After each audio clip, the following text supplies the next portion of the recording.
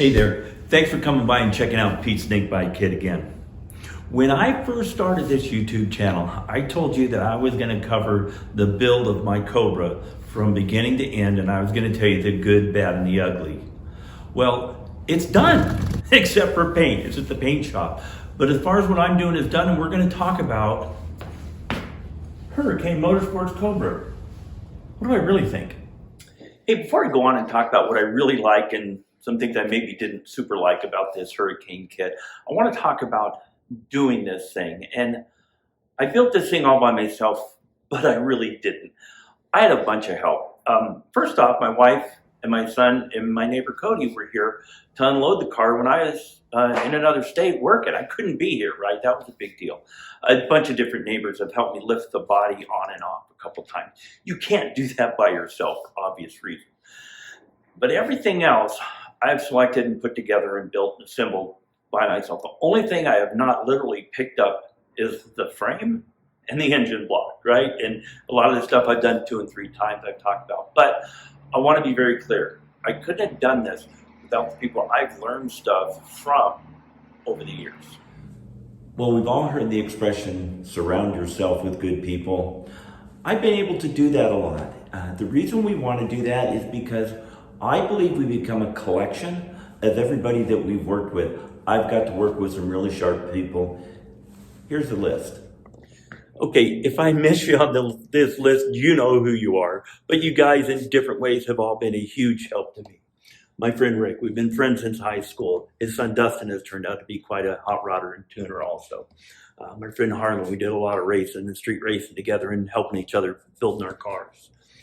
My friend Mark had a Cobra Jet car. The very first muscle car shootout, Carcraft magazine, Hot Rod magazine, one of those, yeah, Mark won it with his Cobra Jet Mustang. My friend Kevin, swap ideas, and he helps you with ideas all of the time. He owns Heat Tech in California. They've done a lot of fabrication for me. I've appreciated that. Okay, next on the list, Rusty.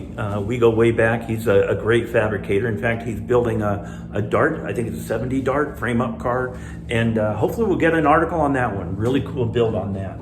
I mentioned before the late great Jay Steele of Taylor Engines in Whittier. I learned so much from him. Chris Kaufman, hardcore Ford racer, worked for him for a bit at Advanced Engineering and Kaufman Products. Taught me so much about racing. My friend Mike, he runs a circuit track car. His son Aiden ran a quarter midget and now runs a lightning sprint. What does turning left have to do with building a Cobra? Well, he understands alignment on a race car better than most people I've ever talked to. When it came to scaling the car, he was such a resource on that. So you guys, thank you. Okay, so I've got some categories here, 9 or 10 of them. We're gonna go through these. Hopefully it'll make sense to you. These were kind of my key points as I went through this, so let's break down each one and see what we come up with. All right, value is on the top of my list. It's close to the top of your list. If it's not on the top, we're all working stiffs, right? So the question, the value of my dollar spent for Hurricane Motorsports Cobra received, was that good? I'm giving that 2 big thumbs up, I'll be very honest. So I did a lot of research on which kit I want to get, how much each kit costs with different options. It's close to impossible to compare Factory 5 with what I wanted, to a Hurricane with what I wanted, to an ERA with what I want. For instance, there are some similarities and some differences, but you know, the Factory 5 car comes without a differential. The Hurricane comes with a differential. You can get a Hurricane with a 9-inch or an IRS.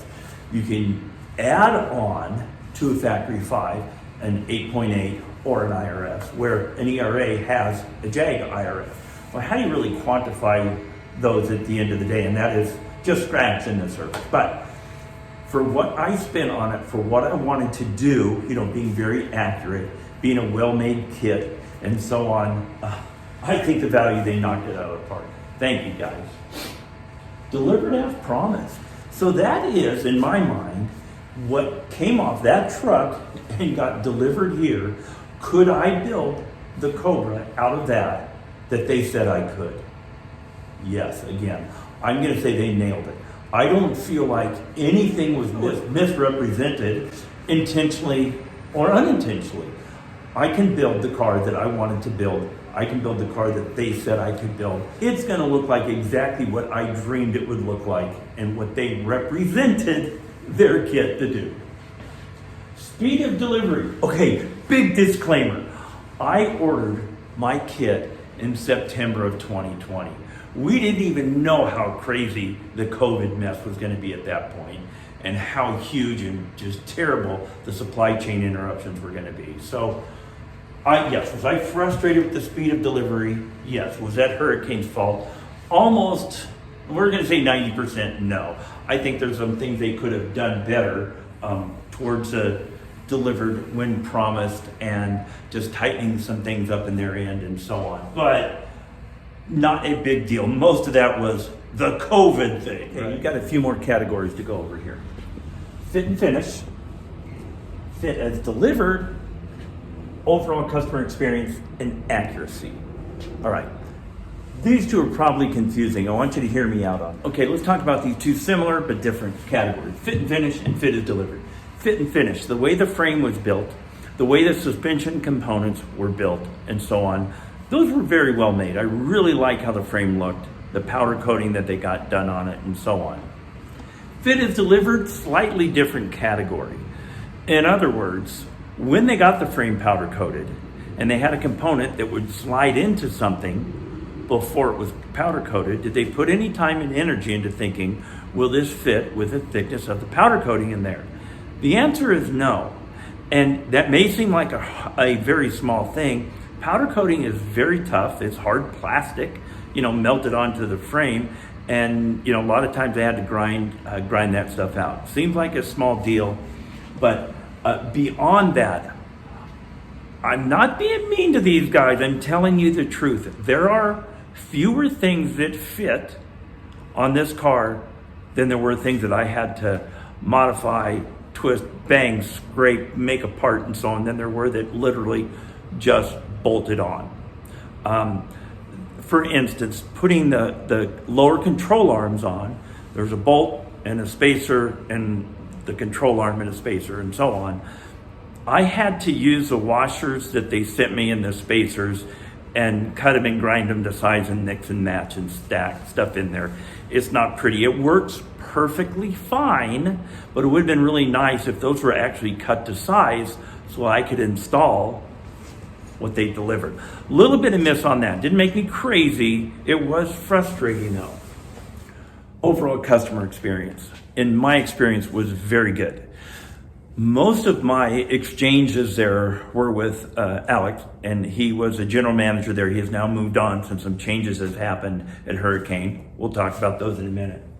But I had very constant access to him to help me through all the little kinks and twists and so on. Alec, I could not have got this car done without you. Thank you very much. Accuracy. I want this thing to look not like a Cobra replica. I want it to look like a Cobra. Will you be able to look at this and say, it's not a real Cobra?